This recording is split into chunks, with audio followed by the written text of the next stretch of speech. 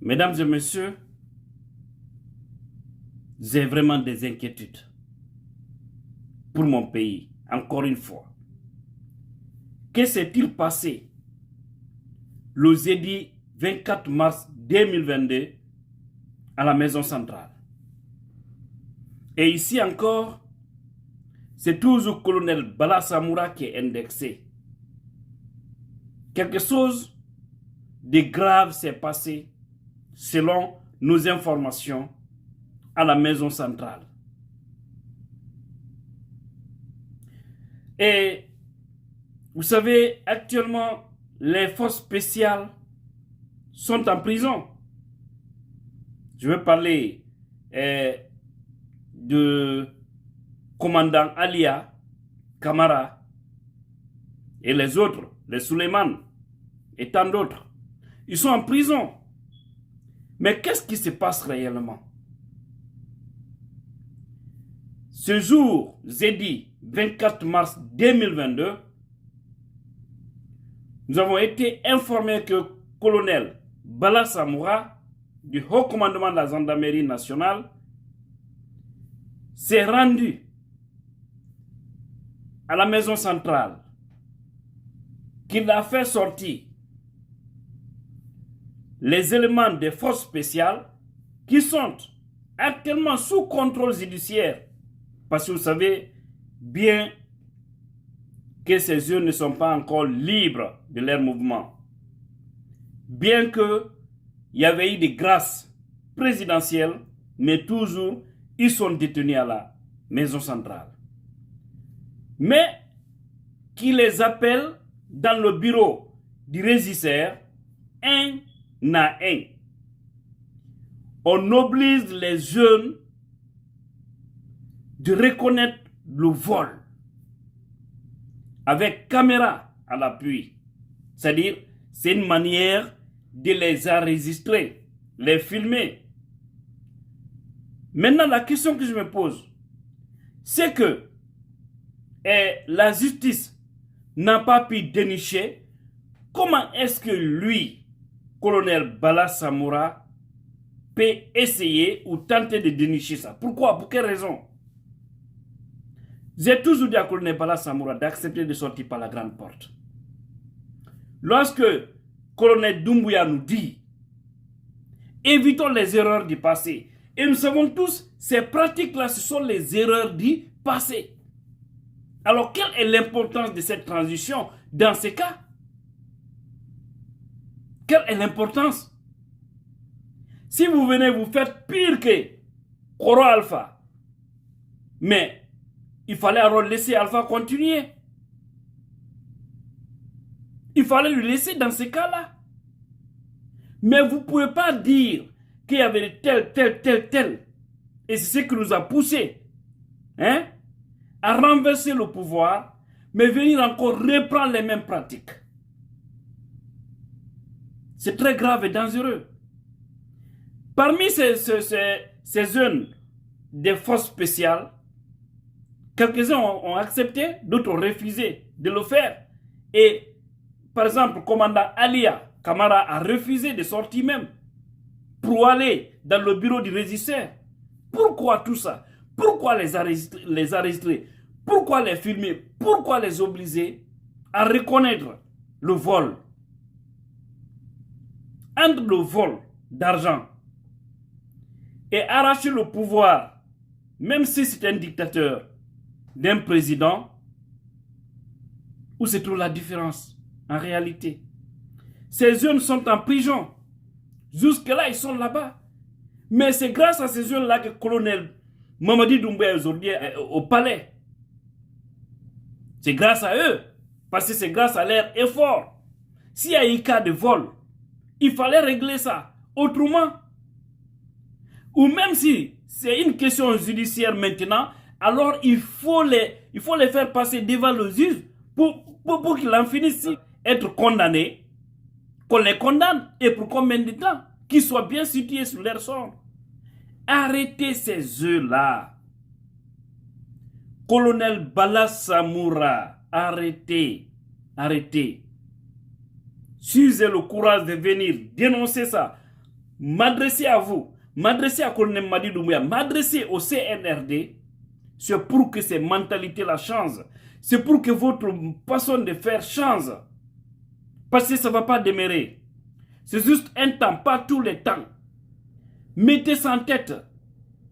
Regardez un peu le passé. Ce qui se disait hier fort, ils sont où aujourd'hui? Je vous ai dit ça dans ma précédente vidéo. Je réitère ça encore parce que vous devez comprendre ce message. Et encore, colonel Doumbouya doit faire beaucoup attention parce que tout sera mis sur sa tête.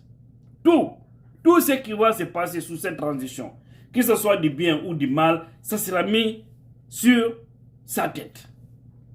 Par conséquent, il doit prendre ses précautions. Il ne doit pas accepter que les gens exécutent des ordres ou, en tout cas, c'est-à-dire font des choses qui peuvent ternir son image et ternir même l'image de la nation. Parce que ça, c'est déplorable. C'est très déplorable. Ce jour à 22 h, le 24 mars, mais c'était ça la une de l'actualité à la maison centrale. Pourquoi tout ça? Qu'est-ce qu'on a fait pour mériter tout ça? Sortons dans ces pratiques-là. Hein? Ça ne va pas nous aider là. Donnons la chance à ce pays. Plus de 60 ans d'indépendance, on est là toujours à reprendre les anciennes pratiques. Autant de Sékou Touré, c'était aussi comme ça. Vous ne voulez pas que nous sortons dans ça? Vous ne voulez pas qu'on laisse cette mauvaise éducation, hein, politique, administrative? Qu'est-ce que vous voulez pour la nouvelle génération? Et voilà, ce sont des jeunes qui dirigent le pays. Et souvent on dit de faire la promotion de la jeunesse. Mais voilà quelques comportements qui nous amènent à douter. Arrêtez. Arrêtez. Ça ne va pas vous servir, ça ne va pas vous aider. Rappelez-vous hier, colonel Amara Kamara, qui est aujourd'hui secrétaire, ministre-secrétaire d'État, hein, je crois bien, en tout cas la présidente de la République. Imaginez hier son père qui avait été arrêté par le CNDD. Lui qui a été rappelé, mini-militari, arrêté au Maroc pour l'envoyer en Guinée. Les enfermer. À l'époque, parce qu'ils étaient en position de faiblesse. Ça, c'était hier. Hein? Mais aujourd'hui, c'est ce même colonel Amara Kamara qui a une grande responsabilité aujourd'hui en République de Guinée. Parce qu'il faut dire que, moi je peux dire c'est le numéro 2 après colonel Mamadi. Hein? Dadi c'est venu ici, vous avez vu comment était la relation. Mais lui aussi il pouvait, à travers ces relations, empêcher même Dadis de rentrer.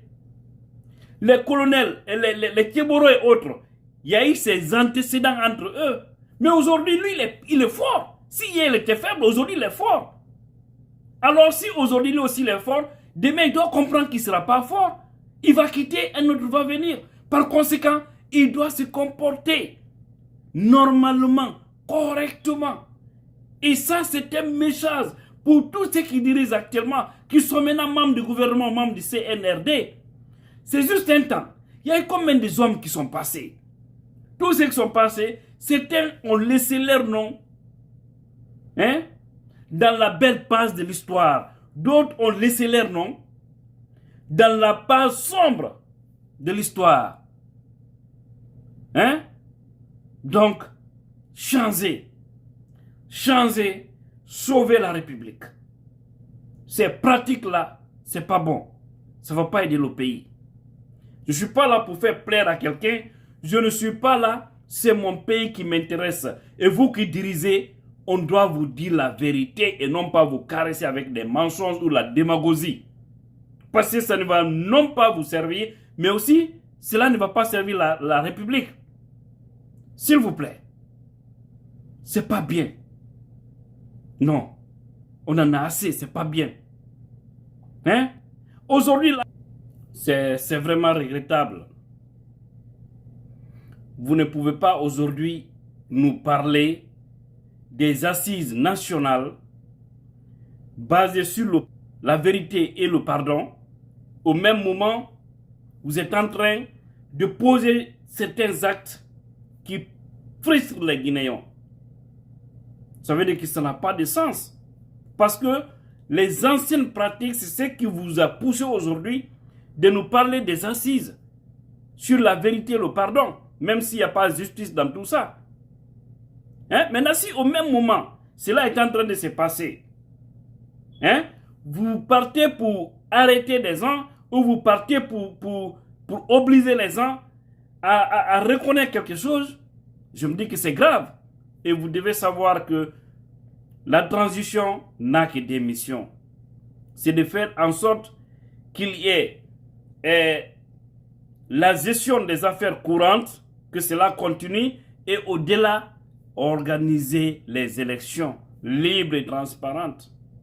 Et après, quitter, laisser les autres venir, gérer le pays, pour renouer avec le monde entier, afin de donner le véritable développement à la nation, parce que la transition ne développe jamais un pays. Ça redresse, mais ça ne développe pas. Et dans ça aussi, il y a des ratés. Revoyez tout ça. C'est extrêmement important.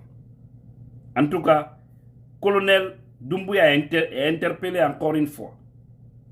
Parce que ça sent mauvais ce qui se passe. Qu'Allah veille sur nous et qu'il nous guide sur le bon chemin. Je vous remercie.